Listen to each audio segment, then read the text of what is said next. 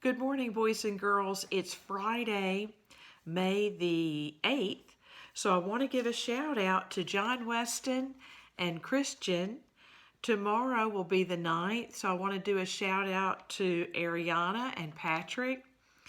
And Sunday is the 10th, so I want to give a shout out to Justin and Blakely.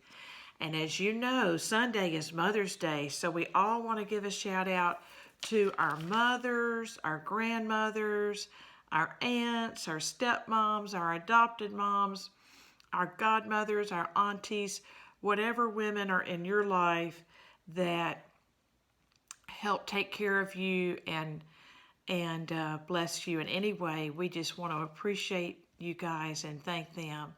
So, boys and girls, make sure you are very good to your moms this weekend and make them know how much you love them. Maybe you can do lots of chores for them.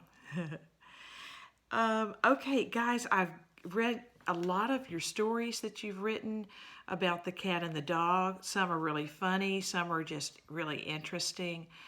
And if you didn't write on there that I could read it, get one of your parents to just send me a quick note on Remind. I know a few of the parents have already done that. Today we're going to read a chapter. We'll just read one today. And this one is called Back on This Side of the Door. When we read last time, Lucy and Edmund had been in Narnia. The bad thing is that Edmund had met the White Witch and she'd had some kind of an influence on him. So this is when they just get back. Listen for these 5 things. When they just got back, what did Edmund do? Number 2, what do Peter and Susan think about Lucy? Number 3, why did the professor think that Lucy might be telling the truth? It was something about 3 choices. Number 4, how did the professor explain the time problem? And number 5, why did all 4 of the children get into the wardrobe at the end of this chapter? Here we go. Because the game of hide and seek was still going on, it took Edmund and Lucy some time to find the others. But when at last they were all together, which happened in the long room where the suit of armor was, Lucy burst out, "Peter, Susan, it's all true. Edmund has seen it too. There is a country you can get to through the wardrobe. Edmund and I both got in. We met one another in there in the wood. Go on, Edmund, tell them all about it." "What's all this about, Ed?" said Peter. And now we come to one of the nastiest things in this story. Up to that moment, Edmund had been feeling sick and sulky and annoyed with Lucy for being right. But he hadn't made up his mind what to do. When Peter suddenly asked him the question, he decided all at once to do the meanest and most spiteful thing he could think of. He decided to let Lucy down. "Tell us, Ed," said Susan. And Edmund gave a very superior look, as if he were far older than Lucy. There was really only a year's difference. And then a little snigger and said, "Oh yes, Lucy and I have been playing, pretending that all her story about a country and the wardrobe is true. Just for fun, of course. There's nothing there really."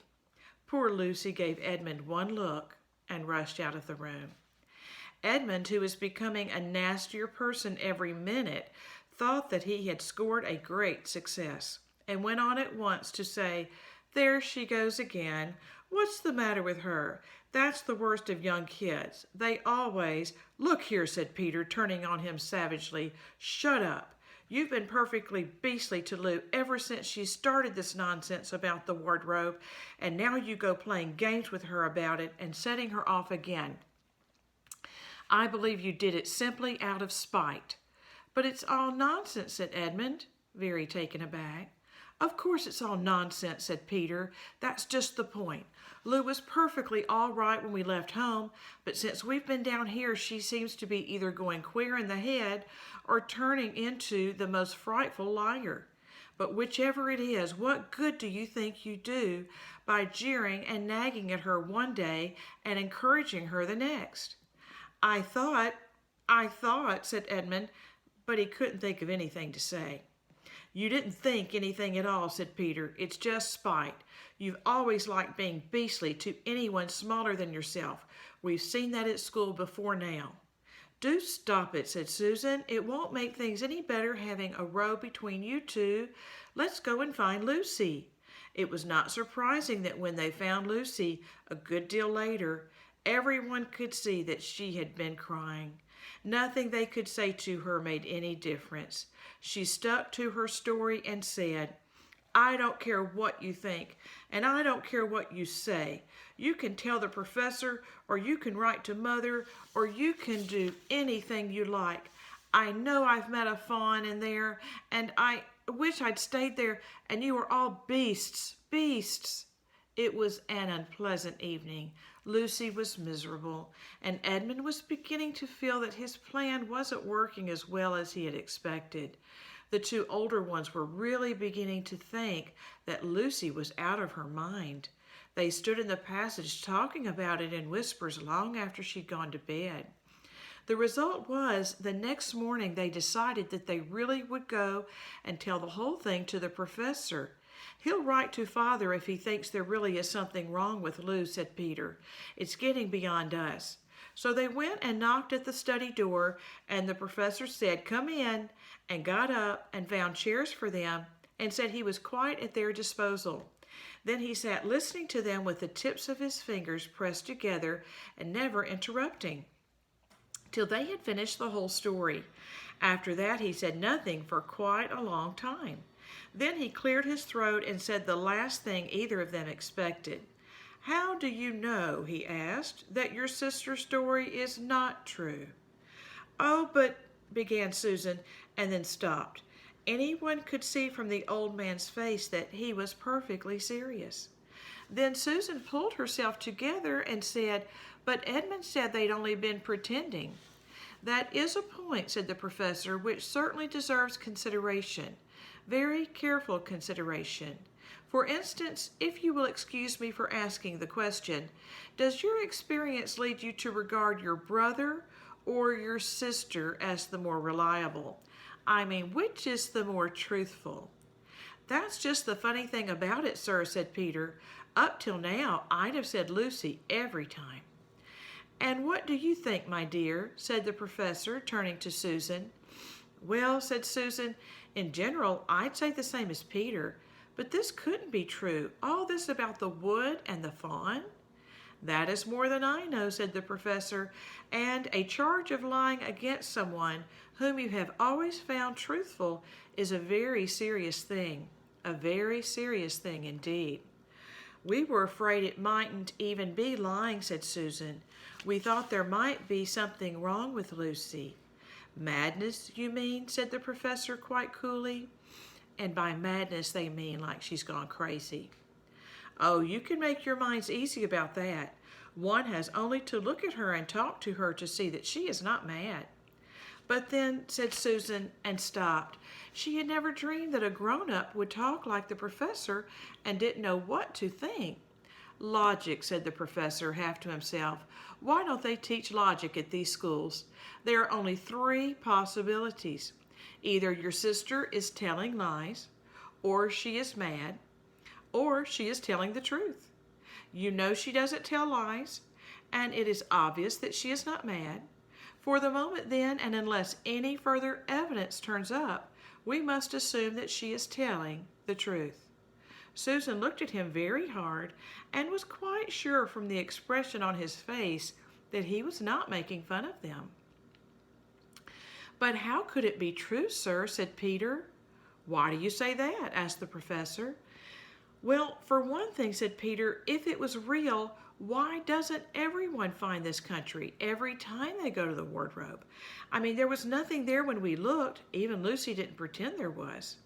What has that to do with it? Said the professor. Well, sir, if things are real, they're there all the time. Are they? Said the professor, and Peter did not know quite what to say. But there was no time, said Susan. Lucy had had no time to have gone anywhere, even if there was such a place. She came running after us the very moment we were out of the room. It was less than a minute, and she pretended to have been away for hours. Here's a picture of Peter and Susan talking to the professor. So they told him about the time problem. That is the very thing that makes her story so likely to be true, said the professor. If there really is a door in this house that leads to some other world, and I should warn you that this is a very strange house, and even I know very little about it. If I say she had got into another world, I should not be at all surprised to find that the other world had a separate time of its own, so that however long you stayed there, it would never take up any of our time. On the other hand, I don't think many girls of her age would invent that idea for themselves. If she had been pretending, she would have hidden for a reasonable time before coming out and telling her story. But do you really mean, sir, said Peter, that there could be other worlds all over the place just round the corner like that? Nothing is more probable, said the professor, taking off his spectacles and beginning to polish them while he muttered to himself, I wonder what they do teach them at these schools. But what are we to do, said Susan. She felt that the conversation was beginning to get off the point. My dear young lady, said the professor, suddenly looking up with a very sharp expression at both of them, there is one plan which no one has yet suggested, and which is well worth trying. What's that? Said Susan. We might all try minding our own business, said he. And that was the end of that conversation. After this, things were a good deal better for Lucy. Peter saw to it that Edmund stopped jeering at her, and neither she nor anyone else felt inclined to talk about the wardrobe at all. It had become a rather alarming subject, and so for a time it looked as if all the adventures were coming to an end, but that was not to be. This house of the professor's, which even he knew so little about, was so old and famous that people from all over England used to come and ask permission to see over it. It was the sort of house that is mentioned in guidebooks and even in histories. And well it might be, for all manner of stories were told about it, some of them even stranger than the one I am telling you now. And when parties of sightseers arrived and asked to see the house, the professor always gave them permission, and Mrs. Macready, the housekeeper, showed them round, telling them about the pictures and the armor and the rare books in the library. When they use the word party, what they mean is just a group of people. Mrs. Macready was not fond of children and did not like to be interrupted when she was telling visitors all the things she knew. She had said to Susan and Peter almost on the first morning, along with a good many other instructions, and please remember that you're to keep out of the way whenever I'm taking a party over the house. Just as if any of us would want to waste half the morning trailing round with a crowd of strange grown-ups, said Edmund, and the other three thought the same. That was how the adventures began for the second time.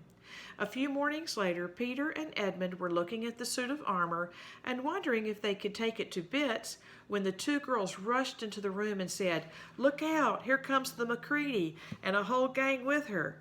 Sharp's the word, said Peter, and all four made off through the door at the far end of the room. But when they had got out into the green room and beyond it into the library, they suddenly heard voices ahead of them and realized that Mrs. Macready must be bringing her party of sightseers up the back stairs instead of up the front stairs as they had expected. And after that, whether it was that they lost their heads, or that Mrs. Macready was trying to catch them, or that some magic in the house had come to life and was chasing them into Narnia, they seemed to find themselves being followed everywhere, until at last Susan said, Oh, bother those trippers. Here, let's get into the wardrobe room until they've passed. No one will follow us in there. But the moment they were inside, they heard voices in the passage and then someone fumbling at the door. And then they saw the handle turning. "Quick," said Peter, "there's nowhere else," and flung open the wardrobe. All four of them bundled inside it and sat there panting in the dark.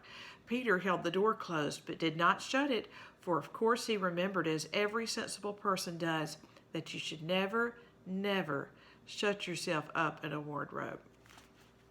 Okay, unless you have the book, we'll have to wait until Monday to see what happens to the children this time in the wardrobe. Be sure you're ready for the questions, and if I start answering before you're ready, just remember to pause this. Number 1, when Edmund and Lucy got back from Narnia, what did Edmund do?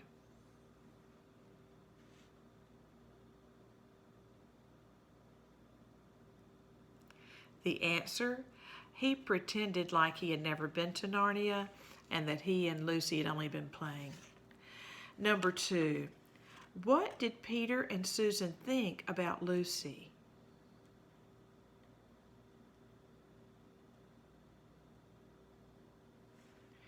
The answer, they thought either she was lying or she was going crazy, and they kind of thought it was going crazy. Number 3, why did the professor think that Lucy might be telling the truth?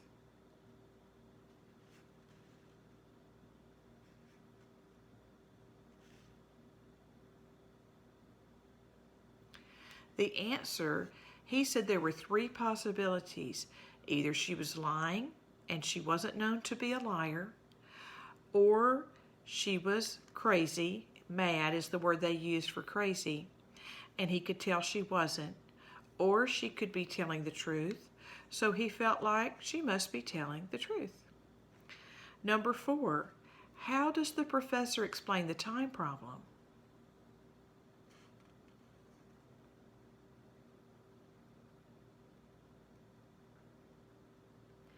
The answer, the professor said that if there was another land that she was getting through, that it would have a time of its own and it would not affect Earth time. Number 5, why did all 4 of the children get into the wardrobe at the end of the chapter?